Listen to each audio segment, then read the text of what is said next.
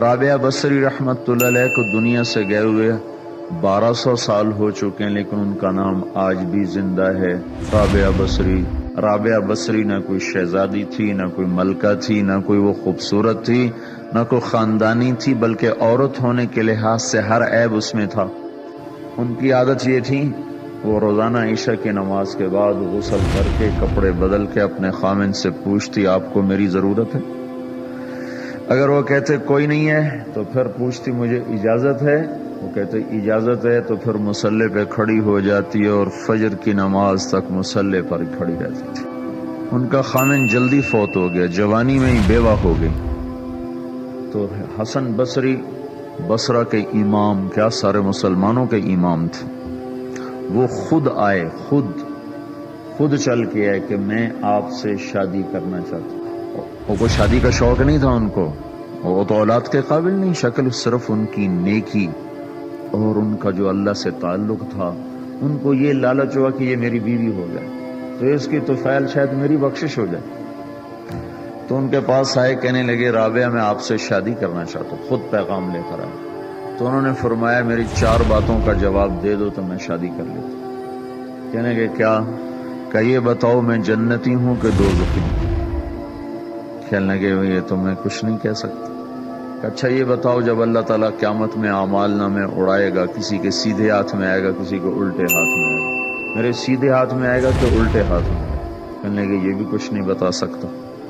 کہنے لگے اچھا یہ بتاؤ جب اللہ نیکیوں کو تولے گا، کسی کی نیکیاں بڑھ جائیں گی، کسی کے گناہ بڑھ جائیں گے، میرے گناہ زیادہ ہوں گے نیکیاں زیادہ ہوں گی؟ کہ یہ بھی نہیں بتا سکتا۔ کہ اچھا یہ بتاؤ جب لوگ پل صراط سے گزریں گے، کوئی پار نکل جائیں گے، کوئی نیچے گر جائیں گے، تو میں پار نکلوں گی کہ دوزخ میں گروں گی؟ کہنے لگے یہ بھی میں نہیں بتا سکتا۔ تو پھر فرمایا اچھا جاؤ مجھے تیاری کرنے دو، مجھے ان 4 باتوں کی تیاری کرنی ہے، میرے پاس شادی کے لیے وقت کوئی نہیں ہے۔ جو اللہ سے دوستی لگا لیتے ہیں اللہ دنیا ان کے لیے مسخر کر دیتے، اللہ دنیا ان کے پاؤں میں ڈال دیتے۔ تو جب ان کا انتقال ہوا، رات کو ان کا انتقال ہوا، تو اپنی خادمہ سے کہا بس 2-4 آدمی بلا کے مجھے جلدی سے دفن کر دو، کسی کو نہ بتاؤ، صبح لوگوں کو بتا دینا، اور مجھے کفن دینا میری اس چادر میں جس میں میں تہجد پڑا کرتی تھی۔ تو انہوں نے راتوں رات دفن کر کے صبح اعلان کیا، شور مچ گیا، ہائے کیوں بتایا، کیوں نہیں بتایا، کیوں؟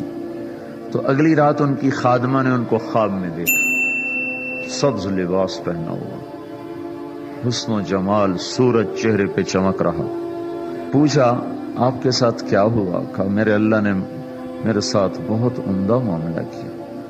کہا آپ کی وہ چادر کہاں گئی جس میں آپ کو کفن دیا تھا؟ کہا وہ اللہ تعالیٰ نے اتار لی ہے اور مجھے جنت کا جوڑا پہنایا ہے، اور اس چادر کو اللہ نے سنبھال کے رکھا ہے، جب قیامت کے دن میری نیکیوں کو اللہ تولے گا تو اس چادر کو بھی اس میں تولے گا۔ انہوں نے پوچھا منکر نکیر کا کیا ہوا؟ کہا وہ آئے تھے تو انہوں نے مجھ سے کہا من ربکی، تیرا رب کون ہے، تیرا رب کون ہے؟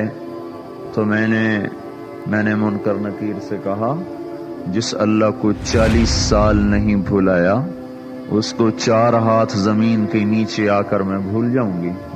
کہ جس رب کو 40 سال میں نہ بھلا سکی اس کو 4 ہاتھ زمین کے نیچے آ کر میں بھول جاؤں گی؟ تو منکر نکیر نے کہا اب اس کا آگے کیا حساب لینا، چلو بھائی واپس